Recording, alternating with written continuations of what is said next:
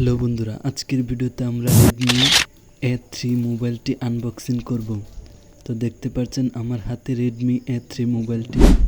তো আমি এটা আনবক্সিং করব, আমাদের সাথেই থাকুন। আরও জানাবো এই মোবাইলটি আমি কত দিয়ে কিনেছি।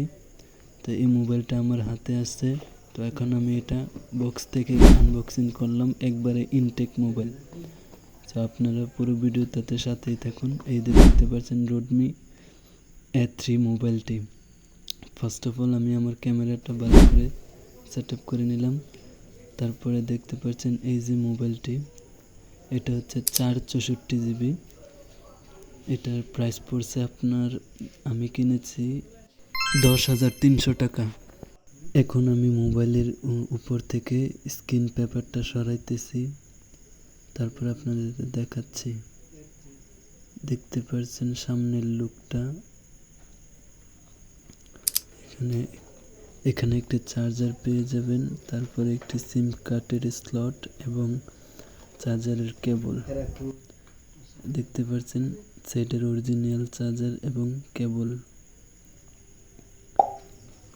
আপনারা চাইলে এগুলো দেখতে পারেন। চার্জারটাও ভালোই, ছোটোখাটো। তারপরে একটি সিম কার্ডের স্লট আছে। সো আমি এটা বাইর করতেছি।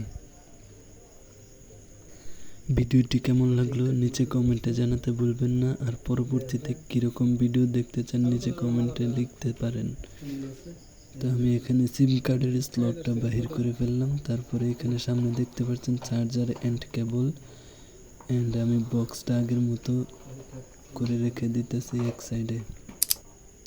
তারপর আমি এখানে মোবাইলটি অন করলাম। তো খুব তাড়াতাড়ি অন হয়ে গেল। স্টার্ট বাটনে ক্লিক করে এখান থেকে আমি ইংরেজি সিলেক্ট করে দিলাম, তারপরে বাংলাদেশ এখান থেকে সিলেক্ট করে দিব। তারপরে ওকেতে দেওয়ার পরে এভাবে আমি মোবাইলটা করে নিই, সেট আপ করে নিই। 5000 mAh একটি বিগ ব্যাটারি পেয়ে যাচ্ছেন মোবাইলের সাথে। মোবাইলের পিছনের যে ডিজাইনটা অস্থির একটি ডিজাইন এবং ক্যামেরাও ভালো।